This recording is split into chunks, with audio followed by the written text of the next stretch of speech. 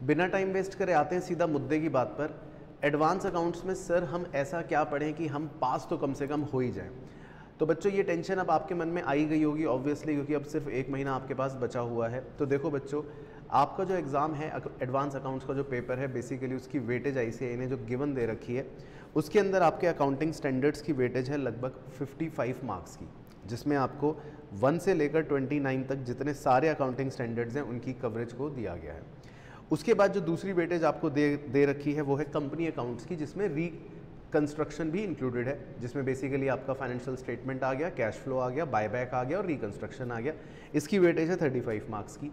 और 10 नंबर की जो वेटेज है वो है आपके ब्रांच अकाउंट्स की। तो देखो अब आपको क्या करना है, जिसको बिल्कुल बेयर मिनिमम ये हो कि मेरे को पास होना है, बस मैं कम से कम 40 तो मेरे आ ही जाए, बाकी तो जितने अच्छे आ सकते हैं उतना एडवांटेज है, क्योंकि एडवांस अकाउंट्स ही एक ऐसा पेपर है जिसमें आप जितना ज़्यादा स्कोर करोगे तो उतना बाकियों में सेट ऑफ होने का वो फ़ायदा दे देगा।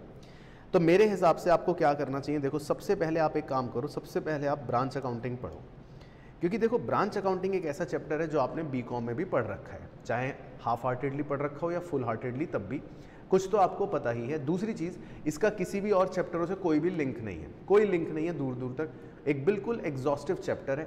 और जैसे ही आप ये कंप्लीट कर लोगे चैप्टर तो आपको लगेगा कि मेरे 10 नंबर तो चलो पक्के हो गए। तो बिल्कुल फर्स्ट प्रायोरिटी पर तो इसको लेके चलो, तो मैं लिख देता हूँ A+।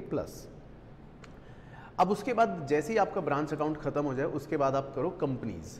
कंपनीज़ में कौन सा वाला करो, रिकंस्ट्रक्शन मत करो, क्योंकि वो थोड़ा टिपिकल लगता है। और रिकंस्ट्रक्शन जो है, अमेलगमेशन खासकर, वो आपका अकाउंटिंग स्टैंडर्ड 14 के अंदर भी आता है। तो आपको कंपनीज़ में करना है फाइनेंशियल स्टेटमेंट्स और कैश फ्लो, खाली उतना पोर्शन भी अगर आप कर लोगे तो लगभग आपके 10 मार्क्स कंप्लीट हो जाएंगे। और बायबैक क्योंकि छोटा सा ही है तो बायबैक को भी आप साथ में ही कवर कर लेना, तो 15 मार्क्स की वेटेज लगभग आपकी उसकी कवर हो जाएगी।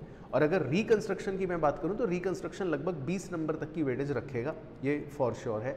तो रिकंस्ट्रक्शन जो है वो आपकी चॉइस है कि उसको आपको कंपनी के साथ ही कवर करना है, नहीं तो उसको भी आप स्किप कर सकते हो, वो थोड़ा सा टिपिकल है। तो मान लेते हैं आपने स्किप करा, तो सबसे पहले आपने ब्रांच करा, 10 नंबर वो पक्के, और कंपनी का ईजी वाला पोर्शन आपने कर लिया तो 15 नंबर आपके ये पक्के हो जाएंगे। तो आप सेफ 25 नंबर के जोन पर तो अब आ ही चुके हो। अब आपको जाना है अपने अकाउंटिंग स्टैंडर्ड्स पर। तो देखो अकाउंटिंग स्टैंडर्ड्स आपके 1 से लेकर 29 तक है, लेकिन जो ज़्यादा इंपॉर्टेंट है और जिन्हें आपको पहले करना चाहिए वो मैं बताता हूँ। तो वो नंबर्स आप ज़रूर करना कि आपको कौन कौन से अकाउंटिंग स्टैंडर्ड्स करने हैं। तो देखो अकाउंटिंग स्टैंडर्ड में सिंपल सी बात है, 2 तरह के अकाउंटिंग स्टैंडर्ड्स हैं। एक में खाली थ्योरी होती है, जैसे 1 हो गया, 3 हो गया, 4 हो गया या 5 हो गया।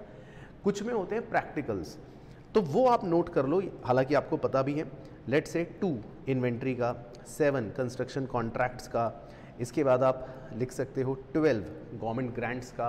अब 14 जो है वो अमेलगमेशन का है। तो 14 मतलब यहाँ पर लिखने का मतलब है कि you are basically completing amalgamation. तो अमेलगमेशन एक चैप्टर देखो बच्चों ऐसा है जो अकेला 15 नंबर कवर करेगा ही करेगा, या रिकंस्ट्रक्शन कह लो करेगा ही करेगा। तो उसको अब आप छोड़ना तो बिल्कुल मत, हाँ उसको अपने हिसाब से या तो पहले या बाद में बीच में कभी भी रखना ज़रूर। तो इसलिए AS14 या अमेलगमेशन आपके लिए कंपलसरी ही है, जो आपको करना चाहिए। अच्छा, इसके अलावा आपका बोरोइंग कॉस्ट 16, लीजिंग 19, EPS 20, ये बहुत इंपॉर्टेंट है। फिर 21, 23, 27 ये सब जो है ये आपके कंसोलिडेटेड के अंदर कवर हो जाएंगे। कंसोलिडेशन का चैप्टर मैं आपको बोलूँगा कि वो सबसे लास्ट में करना, ये आप लिख लो, क्योंकि वो बहुत ही यूनिक और कॉम्प्लेक्स चैप्टर है जो है कंसोलिडेशन का, और वो 10-12 नंबर तक की वेटेज रखेगा। तो 10-12 नंबर की वेटेज के लिए आप अभी ज़्यादा सिरदर्दी उसके लिए बिल्कुल भी मत लेना, उसको सबसे लास्ट में लिखना या सबसे लास्ट में ही करना, क्योंकि वो सबसे ज़्यादा टाइम कंज्यूमिंग है कंसोलिडेशन, उसमें चीज़ें ज़्यादा हैं। अच्छा, AS की बात करता हूँ, वापस बैक टू AS। तो आपको 22 करना है डेफर्ड टैक्स, वो भी इंपॉर्टेंट है। और उसके अलावा जो आपके बचे कुछ AS हैं वो बहुत छोटे हैं, इंटेंजिबल एसेट 28, इम्पेयरमेंट प्रोविजंस 29, तो उसको आप सेकेंडरी लिस्ट में रखना। तो यानी आप ये नंबर्स नोट कर लो, अकाउंटिंग स्टैंडर्ड में अगर आपने ये वाले AS भी कर लिए तो आप मान के चलो कि आप 25 नंबर ईजिली कवर कर लोगे, जिसमें मैं अमेलगमेशन का अलग मान के चल रहा हूँ। अमेलगमेशन तो खुद में 15 नंबर कवर कर रहा है, लेकिन अगर मैं खाली AS की बात कर दूँ और ये वाले AS स्पेसिफिकली, तो ये आपके 25 नंबर की कवरेज कर देंगे। तो देखो अगर आप डेडिकेटेडली टाइम देते हो इन पर, तो मुझे ऐसा लगता है कि विद इन 10 डेज़ आप इनको तो बहुत अच्छे से कर सकते हो। तो आपका ऑब्जेक्टिव क्या हो गया, आप आराम से सबसे पहले ब्रांच कर लो, उसके बाद आप कंपनीज़ कर लो, और ये वाले सारे AS कर लो, तो लगभग आपके 50 to 55 मार्क्स की बिल्कुल बेयर मिनिमम अच्छी कवरेज तो हो ही जाएगी।